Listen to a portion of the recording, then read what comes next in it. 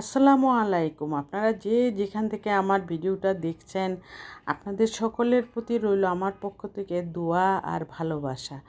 শুরুতেই আপনাদের কাছে আমার একটাই অনুরোধ থাকবে, একটি লাইক দিয়ে কন্টিনিউ করুন। আর ভালো লাগলে সাবস্ক্রাইব করে অল বাটনে প্রেস করে রাখবেন। আমি একটা ছোট্ট ভিডিও আপনাদের সামনে তুলে ধরেছি, আর এই ছোট্ট ভিডিওটা স্কিপ না করে ফুল ওয়াচ করে দিবেন। স্কিপ করলে কিন্তু আমার অনেক বড় ক্ষতি হয়ে যায়, সেটা অনেকেই বলে থাকেন, আর আমিও তার ব্যতিক্রম নই। আমি সেই জন্য আপনাদের কাছে রিকোয়েস্ট করব, আপনারা যাতে আমার ভিডিওটা ফুল ওয়াচ করে একটি ছোট্ট কমেন্ট করে যাবেন কেমন হলো। খারাপ হলে আমি নিজেকে বদলানোর চেষ্টা করব। আর যারা অলরেডি করেছেন তাদেরকে আমি অসংখ্য অসংখ্য ধন্যবাদ জানাচ্ছি। শুরুতেই আমি এখানে রুই মাছ আজকে মাছটা বাজার থেকে আনার পর ভাবলাম যে টাটকা মাছ খাওয়ার মধ্যে কিন্তু একটা স্বাদ অবশ্যই থাকে। সেই স্বাদটা নেওয়ার জন্য আমি আজকে রুই মাছটা আনার পর রাতের বেলায় আমি রান্নার শুরু করে দিলাম। এখানে 4 থেকে 5টা টুকরা নিয়েছি। বেশি আমার বাসায় মানুষ মাত্র 3 জন, কিন্তু আমি এর চেয়ে বেশি যদি নিয়ে থাকি তাহলে নষ্ট হয়ে যায়, ভালো লাগে না ফ্রিজে থাকলে, আর সেই মাছ খেতেও চায় না কেউ। আর সেই জন্যই আমি যেদিন এনেছে ভাবলাম যে সেই দিনই রান্নাটা করে নেই, খাওয়ার মজাটা পেয়ে যাব। আর সেই জন্যই মাছটা আমি প্রথমেই ভেজে নিয়েছি হলুদের গুঁড়া আর মরিচের গুঁড়া দিয়ে, একটু লবণ দিয়ে কড়া করে ভেজেছি।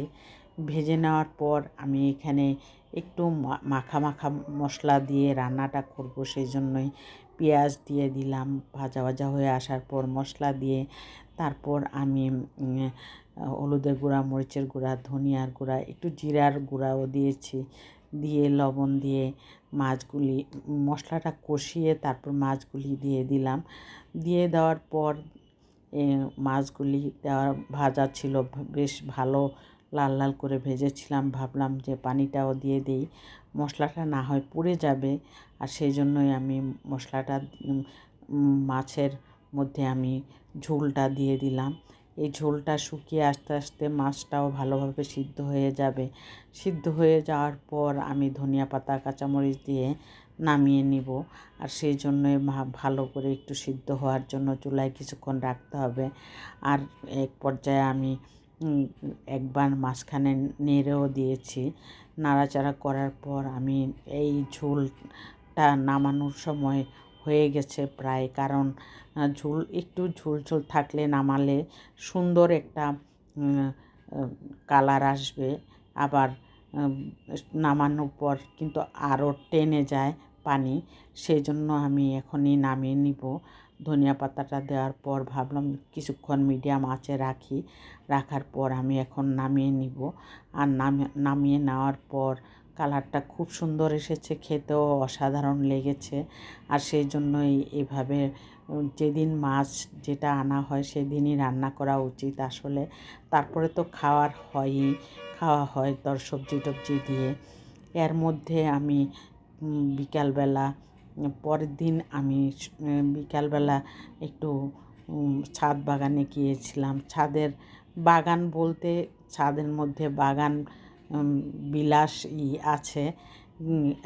এই বিল্ডিংয়ে অনেকেই অনেক রকম মন্তব্য করে থাকেন, কারণ এখানে কোনো ফলের গাছ নেই, ফুলের গাছ নেই, শুধু জঙ্গলের মতন কতগুলি গাছ লাগিয়েছেন একজন, তাকে কিছু বলাও যায় না। সেই জন্য সবাই মেনে নিয়েছেন এই ছাদের অংশটা। এই ছাদের অংশটার জন্য অনেকে অনেক মন খারাপ করে থাকেন। এত বড় ছাদের মধ্যে সবাই ইচ্ছা করলে সবাই ভাগ ভাগ করে নিয়ে জায়গা অনুযায়ী ফল এবং সবজির গাছ লাগাতে পারেন, কিন্তু কেউ ইন্টারেস্ট দেখায় না বিধায় করাও হয় না। আর তারপর আমি পরদিনের মুগ ডাল দিয়ে চিকেন রান্না করেছিলাম। এই মুগ ডালটা আমি সিদ্ধ করে নিয়েছি এখানে প্রায় 70% সিদ্ধ করে নিলে ব্রয়লার মুরগি দিয়ে চিকেন দিয়ে আমি রান্না করেছি এই পুরোটা।